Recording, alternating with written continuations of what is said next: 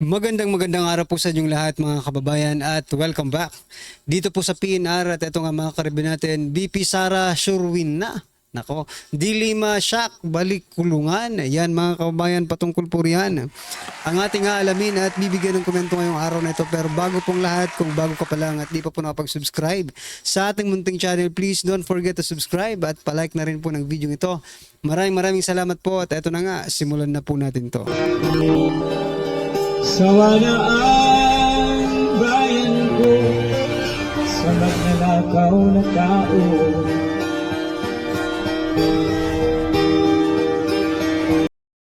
So yan mga kababayan, bago po natin muling i-play ang video ito, pasadahan po muna natin ang mga nagte-trending na mga balita dito po sa mundo ng social media. At ito nga mga karibyo natin, Dilima, ito mula po sa SMNI Digital. Ito po ayon po kay Attorney Panelo. 46 minutes ago mga kababayan, Dilima, balik kulungan. Yan, nagtatanong mga kababayan kung balik kulungan niya ba. Dahil po dito, Court of Appeals pinawalang bisa ang pag-absuelto kay Dilima.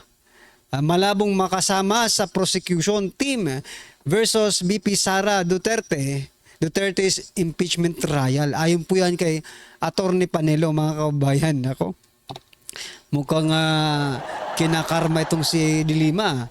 Pinawalang bisa po ng Court of Appeals ang pag-absuelto kay Dilima. Hoy, anong ibig sabihin yan? Ibig sabihin, guilty na naman si Dilima. Bakit ganun? Bakit? Paano yung korte natin, yung Court of Appeals, di ba? Siguro ko may nakita talaga silang ebidensya, no? Na magdidiin talaga kay Dilima. That's why, pinawalang bisa yung pagka-absuelto dito kay Dilima. Naku, lagot na. Ano kaya ang masasabi dito ni Dilima mga kaubayan? Baka sabihin pinupolitika na naman, tapos ng eleksyon, di ba? Ano po ang inyong reaction dyan mga kaubayan? I-comment nyo na lang po. At eto pa, pasadahan din po natin itong balitang ito mula po sa Abante News. Sabi po dito, 8 hours ago mga kaubayan, lalabanan ni Pangulong Ferdinand Bongbong Marcos Jr. ang mga bagong halal. Bagong halang. Take note mga bagong halal na senador sa 2025 midterm election kung ang magiging papel nila sa Senado ay obstructionist at hindi oposisyon ayon sa Malacanang. Paano lalabanan? Ito, tanong ko lang, paano lalabanan ni PBBM yan? Mga halal din yan ng bayan. No? Pwede bang magpatanggal ng senador ang isang pangulo mga kaubayan, di ba? Anyways, kung ano man po ang kanilang gagawing hakbang para labanan ang sinasabi lang obstructionist, no? Ito po yung mga senador mga kababayan na kung saan, for example, dinidelay po nila yung pagbibigay ng resolution, something like that, yung decision, di ba? Pagdidelay ng mga speech, di ba? Pag hindi sang-ayon sa mga gawain ng ng pamahalaan. Kumbaga, dinidili mo yung yung proseso mga kababayan, di ba? Yun po yung mga obstructionist na sinasabi dito in terms of politics, no mga kababayan. Pero teka lang. Eto nga napapaisip ako sa kongreso ba nung nakaraang Congress, wala bang mga obstructionist? Yung mga nagde-delay sa process at pagde-delay sa mga pwedeng gawing project, di ba? Anyway, para marami yata yung or pag, di ba, na mapapakinabangan ng taong bayan, dinidili nila. For example na lang sa Kongreso. Delay po ang lahat kasi simula po nang naupo ang administrasyong ito, wala naman po silang ginawa kundi imbestigahan ng mga Duterte, siraan ng mga Duterte, di ba? Ang pag-iimbestiga po ba sa mga Duterte in any ways, no? Kasi ang dami pong investigasyon hindi po ba yan pagiging obstructionist mga kababayan? Nagtatanong lang po ako kasi hindi ko rin po alam, di ba? Kunwari na lang, hindi natin alam na obstructionist din yun mga kababayan, di ba? Bakit hindi po Oh, bakit hindi po nagbigay ng ganitong pahayag si President Bongbong Marcos Jr. noong marami pong gumagawa ng or marami pong obstructionist, 'di ba? Sa Kamara, sa House of Representatives, 'di ba? Bakit?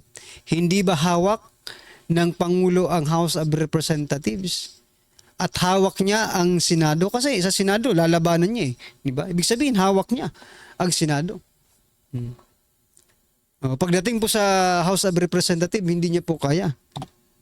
'Di ba? Sa Senado lang nagsalita ng ganito si PBBM, no? Nasabi niya, lalabanan niya ang mga bagong halal ng mga senador ng 2025 midterm elections kung magiging papel nila sa Senado ay obstructionist. At hindi oposisyon. Yan mga kababayan. Alright? Ano po ang inyong opinion dyan? I-comment nyo na lang po mga karibin natin. At eto pa. Eto. Magdidiwang or magiging masaya ang mga government workers, no? Dahil eto po ang balita mga kababayan. Mula po sa Department of Budget and Management, DBM, has confirmed that mid-year bonuses will start being released on May 15. Ngayon po yan, no? To qualified public employees, including military and uniform personnel, no? At sabi niya pa dito, huwag maging waldas, cry later. Huwag maging waldas, cry later. Pangandaman tells government workers as mid-year bonuses start coming in. Yan mga kababayan, Ano naman ito? Ito ang gusto kong i-point out dito. Huwag maging waldas, cry later. You know what? Yung kasi yung mga kasundalo natin parang presidente rin yan. Employee, di ba? Employee ng gobyerno. Ang presidente natin, sabi po ni former President Duterte, ay empleyado lang din ng taong bayan, di ba? Kaya pangandaman, no? Sabihin mo kay President Bongbong Marcos Jr. at kay Speaker Martin Romualdez na wag magwaldas-waldas ng pera ng bayan para hindi naman tayo umiyak sa kahuli-hulihan. Or baka taong bayan lang ang iiyak sa kahuli-hulihan at kayong mga government employees ko, no? 'Di ba? Ay limpak-limpak na, no? We don't have any evidence. This is only an opinion mga kabayan, no? Based on what is happening, no? Sa ating bansa. Kaliwat ka ng utang, walang project, no? Pagbebenta ng gold, walang project, no? Taas ng tax, doon sila magaling. Di ba? Hoy, mga freelancer, mga kabayan, dadagdagan or magtataksan na po ang mga freelancer. Di ba? Alright, ano po ang inyong opinion dito mga karibin natin? I-comment nyo na lang at ito pa. Pasadahan din po natin ang picture na ito. Nako, parang ano naman ito. Ito, justice is served for Colonel Grijaldo. Abay, palakpakan po natin. Yung mga Mr. Chair na talagang nagpakontem kay Colonel Grijaldo at pinipilit siyang magsinungaling under oath, ay eto na. Mga kababayan, di ba? Nangunguna po. Ito, basahin po natin yung post ni Sir Jason Sa. Number 1, Taguig Pateros Representative Zamora. Yung babaeng nagpakulong sa kanya ay natalo na. Okay, number 2, Santa Rosa Representative Dan Fernandez at Manila 6th District Representative Bene Abante. Ang mga taong ito, ang mga taong pilit na pinababago ang kanyang sinumpaang sanaysay na pinipilit siyang magsinungaling ay kapwa natalo sa Laguna at Maynila. Number 3, Representative Ace Barbers ng Surigao del Norte, Pampanga Representative Dong Gonzales at Abang Lingkod Party List Representative Joseph Stephen Paduano ay tapos na ang kanilang panunungkulan. Ulats din mga kababayan. Alright? Ang bilis po ng karma.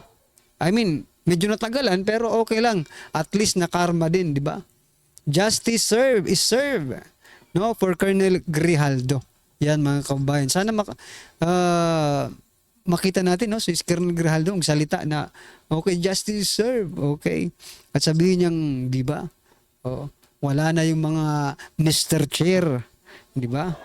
Wala na mga chair, yung Mr. Chair sa 20th Congress, mga kababayan. Palakpakan po natin, no? Dahil may hustisya at may hindi natutulog ang Diyos, mga kababayan, di ba? Alright. Ito pa, pasadahan po natin itong sinasabi ni Senator Lacson, no? Senator-elect Panfilo Lacson, ito, machinery ng administrasyon failed na po. Naku, paano nangyari yun? Nandiyan ka rin sa alyansa, di ba?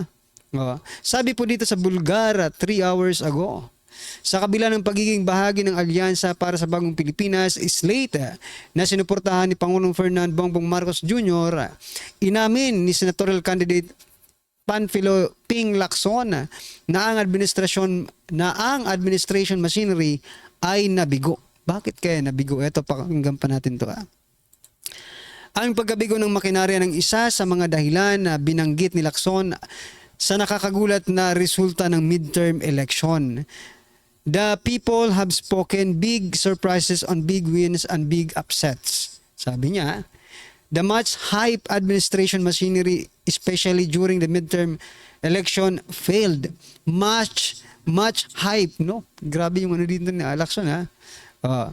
Sinabi rin nito ang ilan sa mga anyay game changer ngayong halalan tulad ng millennials at Gen Z na lumabas at bumoto, social media at si dating Pangulong Rodrigo Duterte. Take note, mga kabayan, isa po sa mga dahilan or mga game changer ay si Pangulong Rodrigo Duterte. Di ba? Paano na lang kaya kung hindi si former President Duterte napunta sa sa Dahig, no? At sama pa rin siya sa pangangampanya. Kaso ang tumayo na lang kasi parang si Senator Bongo na lang yung naging mukha nila, di ba? Although Vice President Sara Duterte, pero si Senator Bongo talaga ang parang frontline, di ba? Ayon din sa veteranong politiko si Bam Aquino at Kiko Pangilinan ay hindi pumesto sa pre-election polls. Tama naman. Ay nakinabang sa showdown sa pagitan ng administrasyon at pwersa ng mga Duterte. Maybe, di ba? Sila ang nakinabang. Pero ito lang gusto kong i-point out dito, mga kabayan. Makinarya ng administrasyon nabigo, no? Dito pa lang nakikita na natin. Even the member of this slate, no, ng alyansa, Senator-elect Lacson, siya mismo ang nagsasabi, no, na nabigo ang administrasyon, mga kabayan, sa eleksyong ito, no? Ano po ang inyong masasabi dyan, mga kabayan? I-comment nyo na lang. At ito, last po natin pag-uusapan bago natin i-play ang video. Pasadahan muna natin si Kuya Will. Naku, itong si Kuya Will talaga. Ito, ang sabi ni Kuya Will, mga kabayan, no, tuwing kampanya ang hanap nyo, artista. Kapag nanonood kayo ng sine, sinong pinanonood nyo? Artista. Ngayon gusto namin magserbisyo, ayaw nyo. That's a lot of nonsense, no? Hindi kaya, Kuya Will, hindi kaya ikaw ang nonsense, you know? Ang politika po ay hindi isang teleserye. Hindi po ito, hindi po ito drama, hindi po ito, di ba? Hindi po ito ay, hindi, ang politika ay hindi pelikula.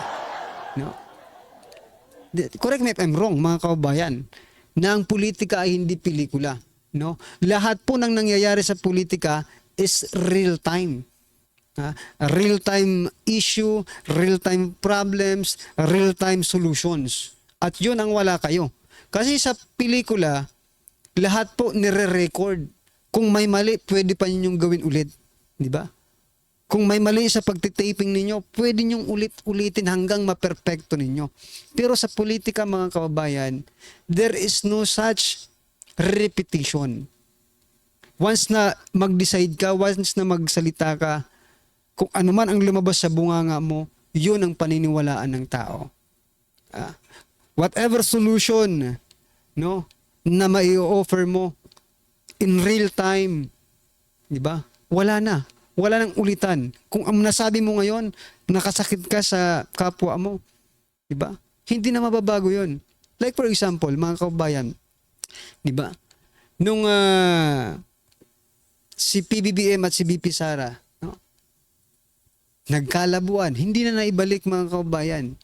Because that's politics, no? And minsan, pwede rin naman maibalik, di ba? Yung iba, kapag naggagamitan lang sa politika, no, it is a different story, no? Pero sa politika po, hindi po pelikula ang politika, mga kabayan. Hindi po solusyon ang pagkanta, hindi po solusyon ang pag-iyak, hindi po solusyon ang pagsayaw, sa mga problema ng bayan. Maybe, di? Short-term solution for pleasure, di ba? Para masayahan lang ang taong bayan. Pero after that, problema pa rin yan. Di ba? Hindi mo madadaan sa sayaw-sayaw, sa kanta-kanta, sa pelikula, panonood ng pelikula. After you watch movies, you still have problems. Di ba? It doesn't solve the real problems, mga kabayan, the real issue. That's why, kung pwede nga lang walang artista di ba? Kaso hindi pwede. Yan mga kabayan, ano po ang inyong opinion dyan? I-comment nyo na lang po. At eto, pasadahan po natin ang video ito at bigyan po natin ng reaksyon. Eto na po. Una, tinitingnan lang po natin, sinusuri lang po natin yung komposisyon ng Senado. Sabi nga natin, kaya po tayo naghangad na mahalal lahat ng Duterte na hindi naman po naganap. Duterte 5 lang po ang pumasok. Pero, kanina pinapanood ko sila Malutikia. Nagkaroon ako ng ideya, oo nga no, hindi lang po dahil nakapagpanalo tayo ng 5 at saka sa huling mga last minute na ginawa ni BP Sara, hindi lang po niya na-secure yung kanyang bilang para mailigtas yung sarili dito po sa napipintong impeachment. Nagdedelikado na rin po. Pati po ang mukhang mapapaaga po mapatalsik itong si Chis Escudero bilang Senate President. Kasi kung susuriin po natin, mas marami po sa senador ang mas pro Duterte kesa pro Marcos.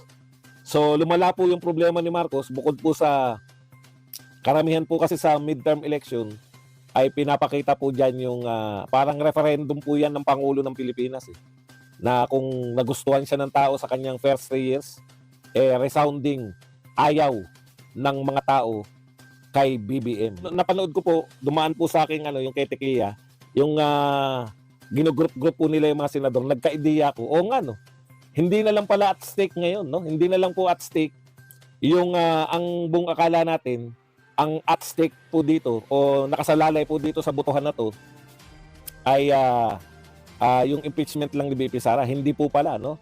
Pati po pala yung pagbabago ng Senado, pag sinuwerte-swerte po tayo, ang magiging bagong Senate President po ay baka pro Duterte pa. Kaalyado pa ng mga Duterte. Ang importante po, nakalima tayo. Kasi kinonsider na po, may yung pronouncement po na inadapt na po. Yan pong mga last minute adaptation na yan, ang ganda po no? Ang ganda po ng resulta po niya. Ngayon, so nagkukwenta tayo, masaya na po ako. Talagang masaya po ako sa naganap kasi nakalima tayo.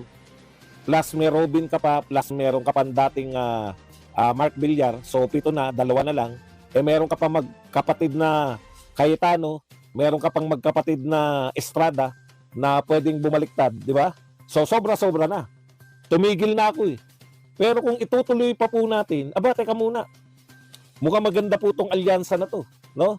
Mukhang magiging pro Duterte kung hindi na po makokontrol ni Marcos yung pong Senado pagpasok po ng 2018. Pati po si Chis Escudero na nagpakitang gilas po bilang waiter, no? Nagpakitang gilas bilang tapat na taga-suporta, umaatake kay BP Sara. Mukhang bago magsimula yung pag nagsimula na po yung Senado, mukhang mawawala na po sa pwesto. Tama po si BP Sara nung sinabi niya na si BP Sara ba'y nagsabi na hanggang magbabago na naman yung administrasyon ng Senado. So kung itutuloy po kasi natin, ganito po yung mangyayari. May grupo po, may grupo po na solid Duterte. Yan po siyempre yung si Bato, si Bongo at saka si Robin Padilla. May grupo po na bilyar, no? Yan po yung mga nationalista party. O pag yung bilyar po, yung grupo po ng bilyar bilang pagtanaw ng utang na loob nila, kung marunong na tumanaw ng utang na loob yung bilyar sa kay VP Sara Duterte, alam naman po natin, no, palaglag na po si Camille Villar. Kaya nga po ginawa nila ng effort na ma-endorso ni VP Sara. Yan po may pagmamalaki natin, last minute na halos, no? Na ipanalo pa po ni VP Sara. So kung ito pong mga nationalista party na binubuo po ng dalawang Cayetano, dalawang Villar, si Amy Marcos, makikipagsusuporta po, magsasanib puwersa sila ng mga pro Duterte. O di 3 plus dalawang Villar, dalawang Cayetano, plus isang Marcos, 8 na. O kung pumasok po yung mga forces na nakaalay naman dito kay Mig Subiri, tandaan po ninyo, masama po yung loob. Ha? Alam niyo po sa politika, yung away na sinasabi ninyo pagdating po sa politika, alam niyo po, wala po yan sa mga politiko. Ang mga politiko po naniniwala yan sa addition. Hindi sila magiging matagumpay na politiko kung katulad natin sila mag-isip na nagtatanim tayo ng mga sama ng loob. Hindi po ganoon ang mga politiko. No? Kaya po kung sinasabi niyo may away ba yung Duterte at saka makikita po nila yan. Wala pong yan. Wala pong So yan mga kaubayan, sure win na ba?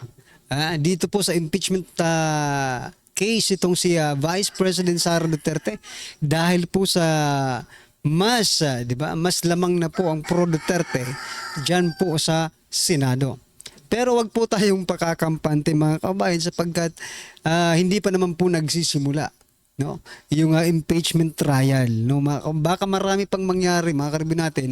Wag lang pakampante si Vice President Sara Duterte at tuloy-tuloy lang po tayo sa pagsuporta, no, dito kay Vice President Sara Duterte. Okay? Alright, ano po ang inyong opinion, reaksyon patungkol po sa video ito mga kaubayan? I-comment nyo na lang po sa baba para at least alam po natin mga kaubayan ang inyong opinion. Maraming salamat po. Please don't forget to like the video. Maraming salamat po. Sawa na ang bayan ko sa magnanakaw na